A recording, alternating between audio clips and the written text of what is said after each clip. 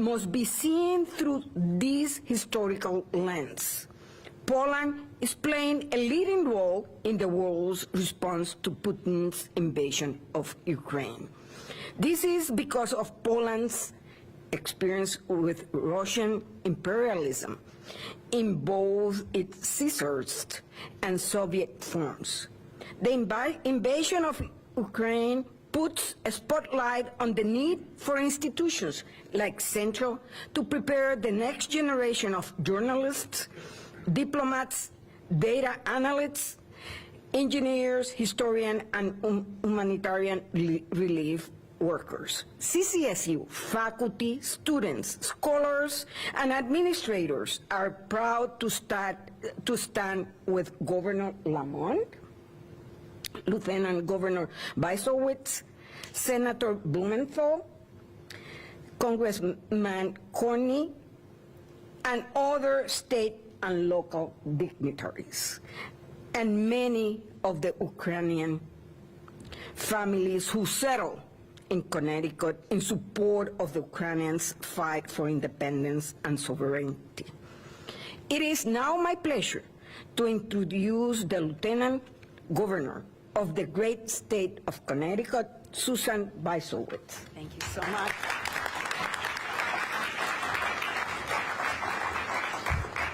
Thank you so much, President Toro. Thank you so much for hosting us on your beautiful CCSU campus, and we thank everyone for joining us to commemorate the one-year anniversary of the Russian invasion of the Ukraine. I am so honored to be here with all of you in solidarity of the people of Ukraine and with all the people from Connecticut who stand with the Ukrainian people.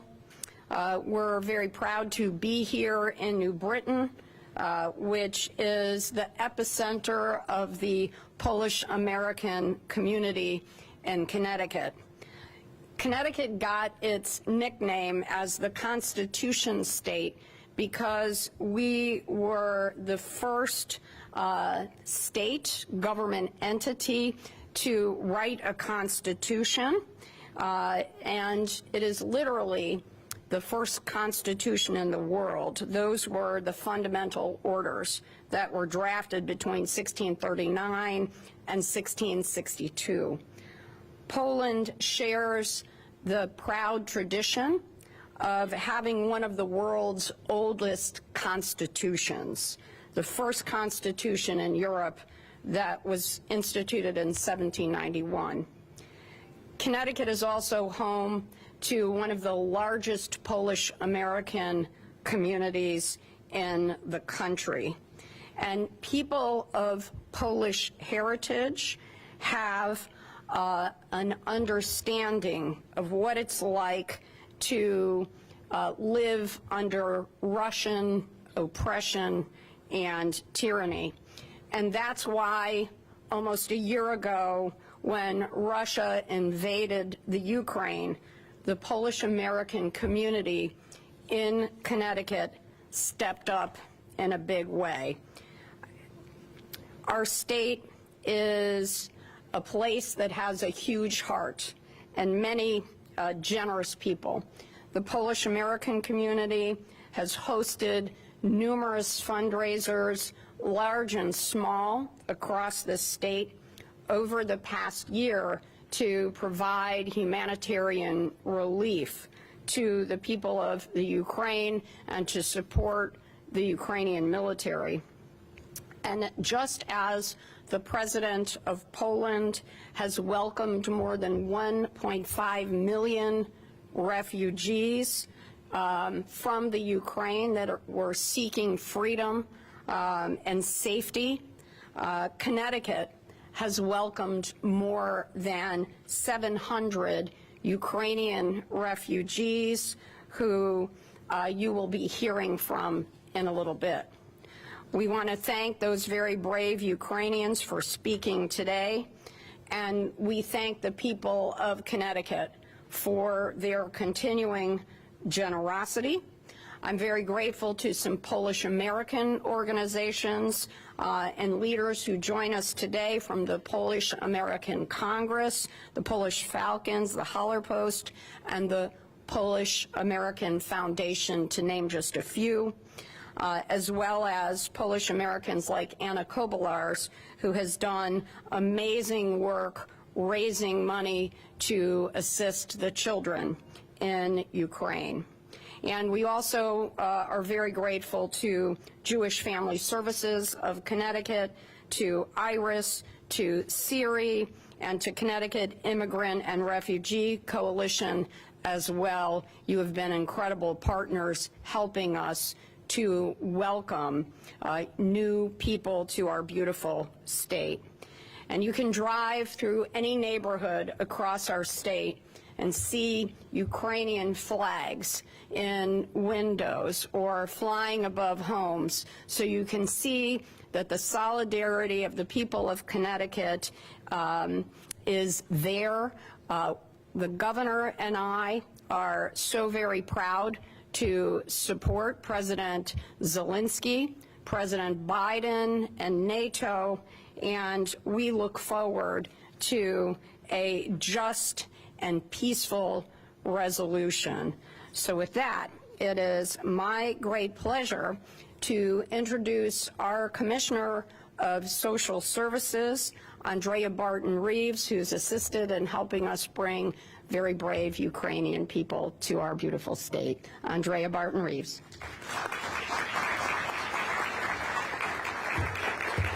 Thank you, Lieutenant Governor. And thank you, Governor. Thank you, Congresswoman Hayes. Thank you, Senator Blumenthal. Thank you, Representative Congressman Himes. And thank you, Governor, for being here today. I appreciate it. And thank you, Lieutenant Governor, Madam President, for having me. So this year has had an unprecedented challenge for the people of Ukraine. We in the United States have only seen through television unimaginable devastation and the pain that so many innocent children, women, and men must endure. The war has also united the world. The world community has stepped up, and Connecticut, under the leadership of Governor Lamont, has made it clear that our doors are open to the Ukrainian people. The staff at the Department of Social Services has also stepped up. We have coordinated state resources to support frontline refugee settlement agencies like IRIS, and using what we have learned from the highly successful state and private partnership that was developed to welcome arriving Afghan refugees. The state has continued to coordinate state financial and operational resources to support the frontline refugee resettlement agencies as they serve arriving Ukrainians. In addition, DSS has directly provided over 1,000 recently arrived Ukrainian households with assistance, such as medical coverage and other essential services. In addition to that, the CSCU system has been working with state and resettlement agencies to help enroll Ukrainians and other refugees in our colleges and universities, which we know are some of the finest in the nation. This CSDE, has worked with districts to support the enrollment of Ukrainian children in Connecticut schools. And while our staff can't possibly give the children the life that they deserve in their country, we want to make it as possible, and we want to make it, as easy as possible for students to arrive here and to be fully integrated and to experience safety in this community. So again, I'd like to thank the governor for his leadership and all of our partner agencies for the work that they have done. We would also, at the Department of Social Services, like for everyone from Ukraine to know that you are not alone. We continue to stand with you. We are committed to providing the services and supports that you need, and we hope that we can make you feel welcomed here until you can return home, if that is indeed your desire. And if you decide to remain, we would love to have you in the state of Connecticut. Thank you.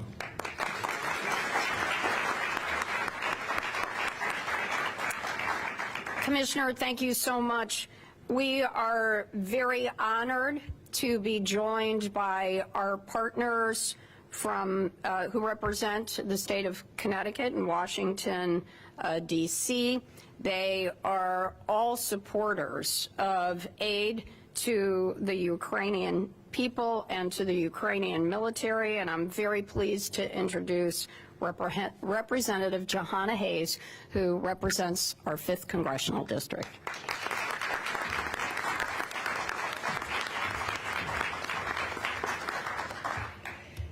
Good afternoon, everyone. Thank you so much for being here for this very important display of solidarity for the Ukrainian people and everything that has happened. As your representative, I can tell you that I stand firmly committed to not only support, but assistance, humanitarian aid for the Ukrainian people throughout this. I mean, we're at a year-long event. We had no idea that this would drag out this long, but it shows the resilience and the fortitude of the Ukrainian people. In the Congress, we have welcomed President Zelensky on multiple occasions just to talk about what is happening, to explain to the American people how our help and our assistance has been beneficial to them. And the thing that really stuck with me, I mean, last night I was looking at the images of the first attacks and the day when we first got news that the Russian president had attacked a sovereign democracy. And what stood out for me was that the reporters were standing in Kiev in town squares in different places around the country, and the landscape behind them was intact. Here, a year later, we are watching those same images of reporters reporting from those same places, and the country has been virtually destroyed. I think the difference is, I think about the poem by the Lutheran pastor Martin Niemöller, who talked about the silence when Hitler attacked. You know, he talks about first they came for the communists, then the socialists, then the trade unions, then the Jews, and he ends it by saying, and then they came for me, and there was no one left to speak out for me. I feel fortunate that I am in a position to not remain silent during this conflict. I am in a position to ask, how are we helping these children? How are we relocating families? How are we appealing to our humanity to make sure that this attack does not go unanswered and that the Ukrainian people know that they have American partners who will see this through to the end and help them in any way that we can. So I stand committed doing that. I know that in the Congress, Representative Courtney, Senator Blumenthal, actually our entire delegation has been resolute and outspoken on this issue. I'm grateful to be from a state where our governor, our lieutenant governor, has literally opened our arms here and led the way nationally on accepting Ukrainian refugees, on making sure that Connecticut was a place that was welcoming and people felt at home, and we will continue to do this. Hopefully this conflict will end soon, but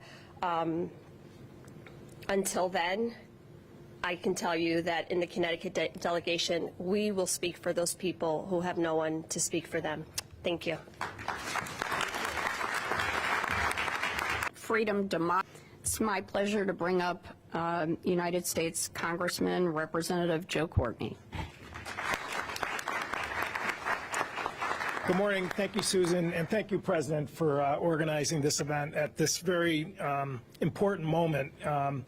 You know, President Biden's trip a couple days ago to Kyiv, where, again, he was standing out in the square with the air raid sirens wailing, you know, was, again, another, I think, reinforcement about why this week, 1 year into the conflict, it is important for people to step back and think about, you know, what again happened and has been continuing for the last year or so, and his stories about his last conversation with President Zelensky on the phone, where Zelensky said, you know, this may be our last conversation, because really the conventional wisdom pretty much across the board in terms of you know, military intelligence, which Senator Blumenthal on the Armed Services Committee heard a lot of, and you know, Johanna was also at the classified briefings. It was pretty grim.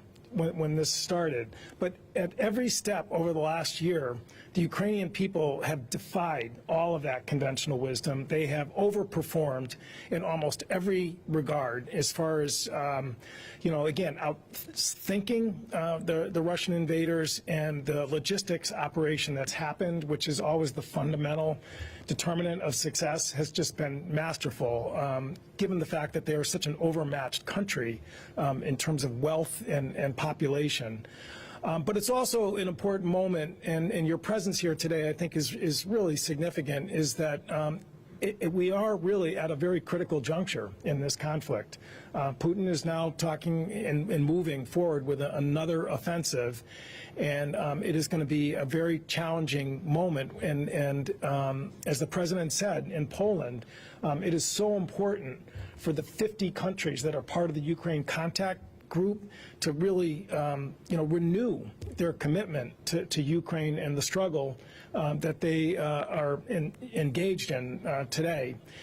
Frankly, again, my colleagues in Washington can attest to this fact. There are starting to seem like there are cracks in the political world in terms of our commitment to Ukraine. There have been 4 votes in the House of Representatives, 4 votes in the Senate in terms of the different tranches of assistance, both humanitarian, but also, obviously urgently needed military insolence. And if you look at the sequence of those votes, there has been erosion in terms of the vote tallies that have taken place. I was in the Speaker's chair in April when the third large allotment of $33 billion was being debated, and it was incredible. You actually had people on the floor opposing this measure using terms like NATO Nazis, describing the Ukrainian military force, which is just an obscene sort of distortion of the facts and of history to be talking like that. But I think it's really important, that we recognize that this is not a totally given place that we're in right now. And there's other voices that are talking about, well, we need more oversight. The fact of the matter is there are inspector generals at every one of those departments that's transmitting assistance to Ukraine, whether, again, it's the Department of State, whether it's the NGOs that are supervising the humanitarian assistance, whether it's the Department of Defense that is watching, every piece of ammunition, every piece of equipment that's being transmitted there. That is a phony argument. There is no indication, there's no facts that support the notion that somehow, this assistance is really being misused.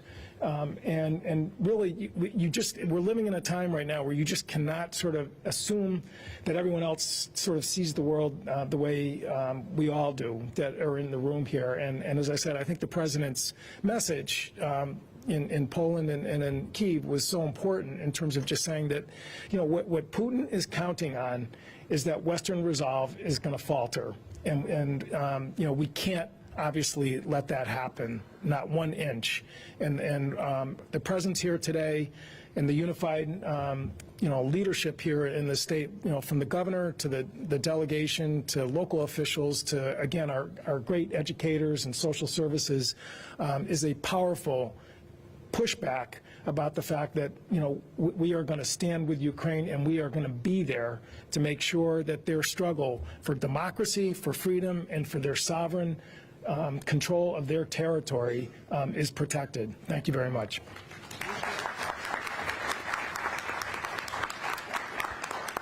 Thank you, Congressman. It's my pleasure to introduce someone who has visited the Ukraine a number of times since the invasion occurred, Senator Richard Blumenthal.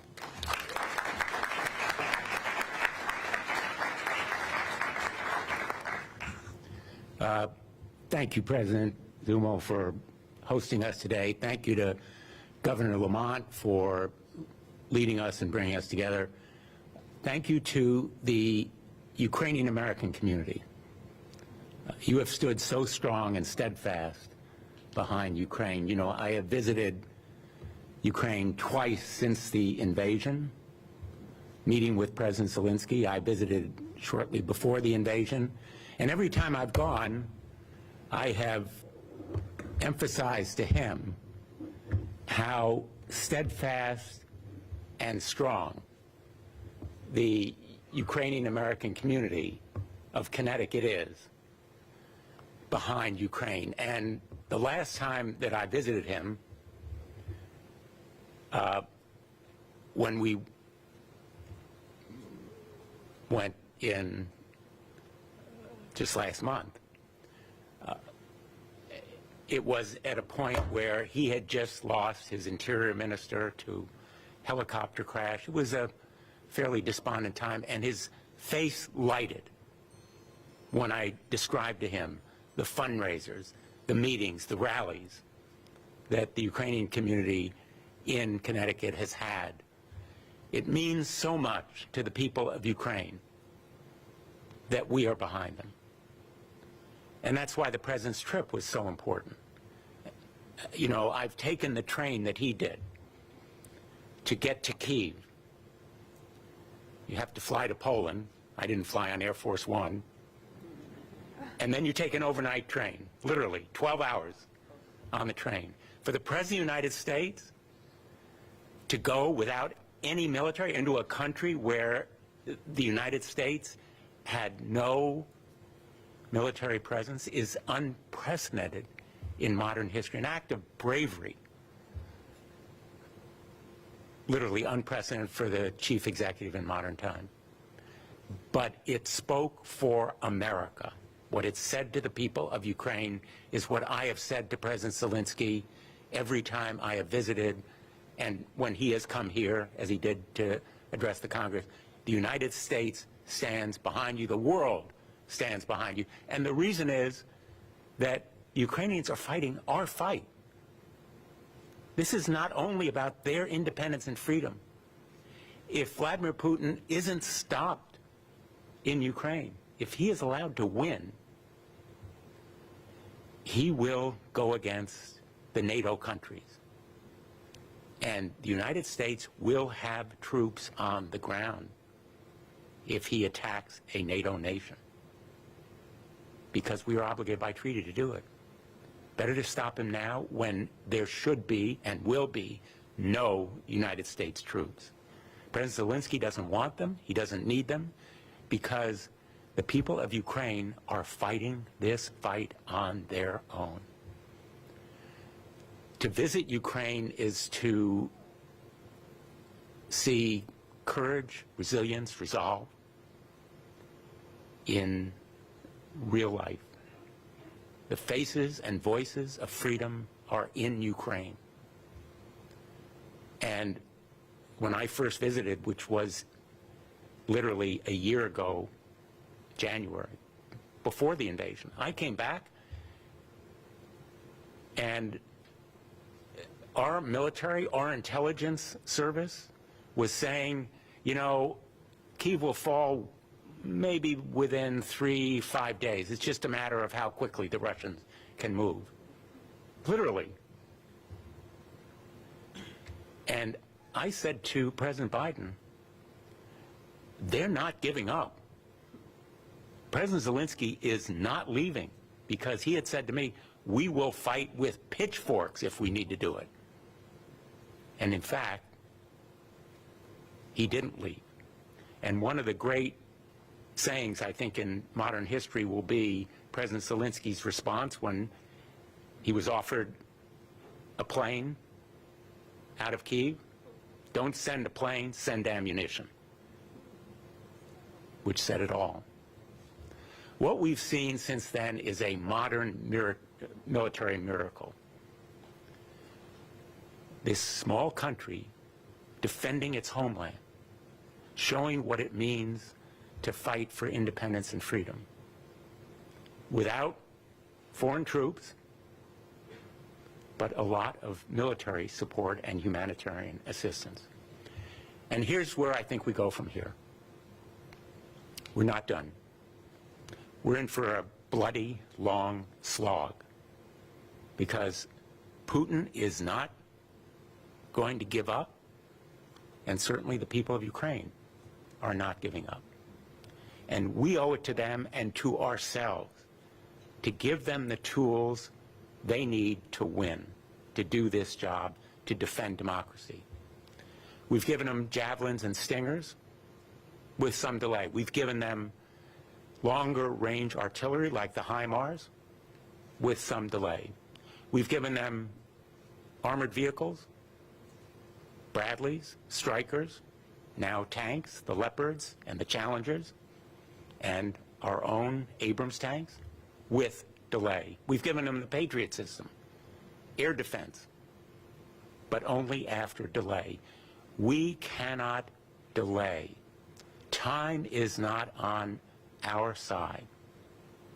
We need to provide the fighter jets they need to take out the Russians' air defenses so that they can be stopped in this rain of terror from the skies, which is aimed at schools and hospitals and apartment buildings. When I went to Ukraine in July, we visited Bucha. Bucha is about 15 minutes from Kyiv by car. That's how close the Russians came to Kyiv. That's where they were stopped. But that's also where they tied the hands of women and children behind their backs, hundreds of them, and then shot them in the heads. Those mass graves, which I visited, are still there. The victims have been reburied. That's genocide. They're war crimes. As President Biden said, they are crimes against humanity. This is not just about military aggression. This is about crimes against humanity.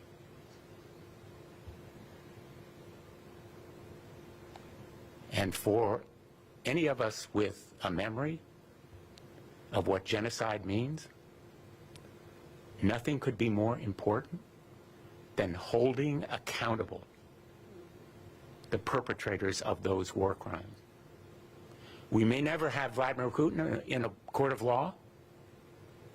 He may never come to the ICC, the International Court of Criminal Justice. He may never come to a European tribunal, but he should be convicted of what he has done, and everyone under him. We believe in accountability in this country and the rule of law.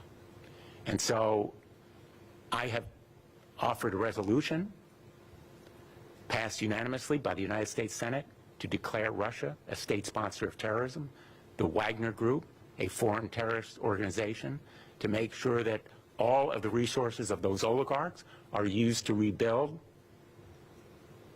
Ukraine. There is a moral force here that is bigger than any single country, and nobody gets it better than the Europeans themselves. I went to a security conference in Munich just last weekend, and every one of those foreign ministers, every one of those countries are allies, especially in Finland, Sweden, Estonia, countries that have looked across their borders or been invaded by Russian, know what's at stake here. So we should begin providing those planes that are needed, just as we've provided the other armament, the F-16s, train the pilots. Now, the British are doing it. We should be doing it too. And we should, yes, demand accountability from the Ukrainians. I will tell you the 101st Airborne, which distributes that military equipment, is auditing and overseeing and scrutinizing so that there's no waste or fraud. I'm not asking for a blank check. I'm asking for a big check. I'm asking the United States of America to put its money where its mouth is in defense of freedom.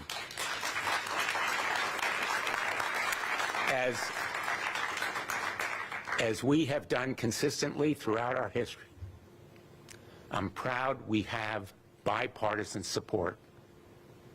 Bipartisan support in the United States Congress. I've traveled in bipartisan groups to Ukraine. And I can tell you, in the United States Senate, and I believe in the United States Congress, we're going to stand for Ukraine so that those flags that you see throughout Connecticut, in places that you never would have imagined, care about this little country over in Europe, proudly saying, we're going to stand with Ukraine. And that's what is happening all across America, all across the free world. We know what's at stake. Let's make sure that we give them what they need to win this fight. Thank you.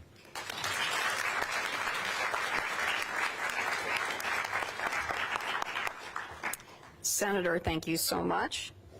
And now we are going to have the opportunity to meet some very courageous, brave, and tenacious people who have come to Connecticut from the Ukraine. And it is my pleasure to welcome first Irina Kunis, and she is sponsored by Siri.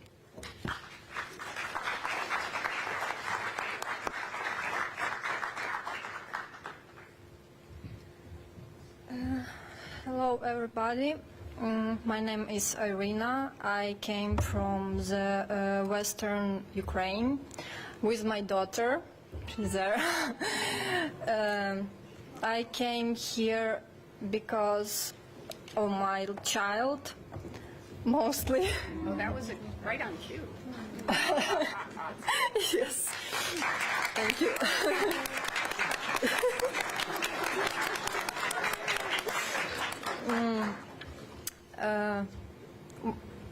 We didn't see our family almost 1 year, and it's really sad for me. And I really appreciated that American people invite us to live here in peace, to have everything what we need and more what we need. And one year ago, it was really horrible to wake up when in air a lot of planes flying and this horrible sound, and sleep with clothes and afraid to sleep at all.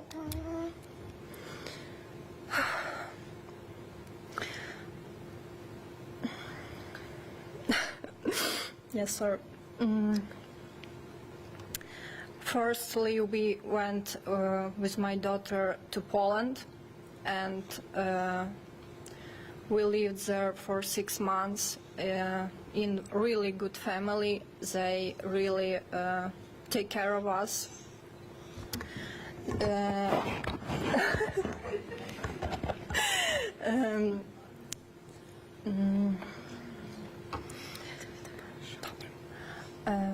Вони нам дуже сильно допомогли, прийняли як нашу як сім'ю. І Ukrainian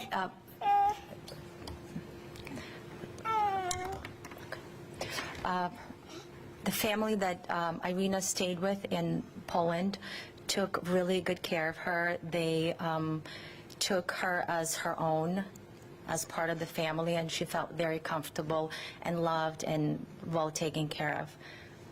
Yes.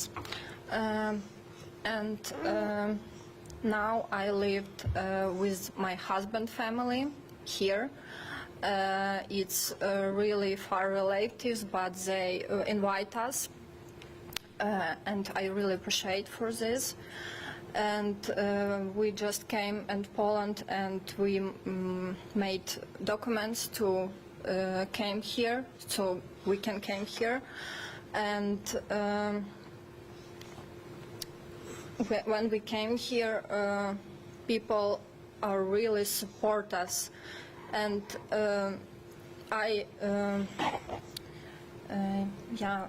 She feels very supportive here. Не одного дня не відчувала, що я залишена. Not once she felt like she was neglected or залишена без підтримки, мене підтримували завжди. Left without support. She feels very supported overall. Yes. Where she's staying with her daughter, which is in Fairfield, Connecticut. Yes. Sorry, but my daughter, she wants to play. Yes, and I hope this war will finished in this year. I really hope, because I want to see my husband and my family, and I want that all these crimes ends, because it's really horrible what's going on now. And I heard a lot of stories, horrible stories, about women and children, how they suffering and how they continue to live after all of this crazy and madness things what happens to them. And that's my only wish, that war will end, and that's all I wish now. Thank you. Thank you. Thank you.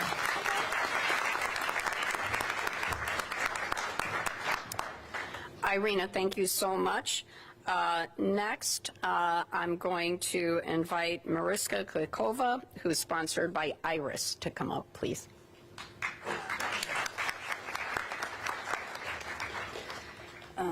Morning, everyone. It's really a pleasure to me to be here today, and thanks you, the Governor Lemont's team, for inviting me. My name is Masha. I'm a mom of 3 beautiful kids. We arrived here with my sister. She's here today, and her daughter 9 months ago. And my kids and I used to live in a small, charming city next to Kiev. It's like 15 minutes away from Kiev. It's called Bucha. And we loved our small apartment. We all loved our life, our time together. My kids loved their school, their friends. I loved my job. And the most of all, my kids loved the moments when my mom and my dad came to visit us. And it's like it have already been a year since my kids saw their grandparents for the last time. And also it has been already a year they saw their father for the last time. And I still remember the morning when Russia invaded Ukraine. And I still remember the helicopters that flew over our building and bombed the airport next to Bucha. And I still remember the basement where we slept with my kids for the 2 longest weeks in my life. I still remember the fear on my kids' faces when they heard the rockets above their heads, and when they saw the tanks, soldiers with weapons, and when they saw burned bodies next to the tanks. It was a nightmare. And the day we fled Ukraine was really hazy, and we couldn't believe that we were safe finally. And we didn't know what is going to be next. It was really hard, and thanks God we got a chance to get to United States, and it was difficult to start building a new life in completely different country, having completely nothing here, and actually I was not sure that we was going to survive.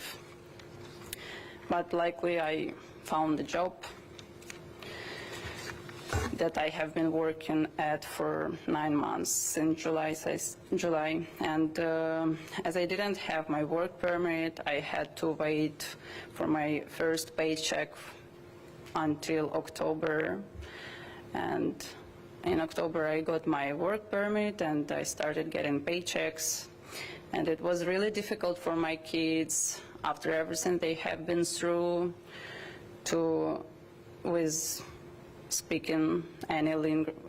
speaking any English, to adjust here, to start understanding these people, kids, to start school, and so on. And the same for my sister. It's still hard. We're struggling every day, but thanks God we met a lot of nice people that have been helping us, and they made our lives easier. And I'm so grateful I met these amazing and kind people from New Star Ministry and IRS that have been helping us for almost 6 or 7 months. It's hard, but now I know that we are not alone in this country. We have support. Same about my motherland. It's hard, but I know that entire world support and pray for Ukraine. And together we are stronger, and we will win. Все буде Україна. Thank you.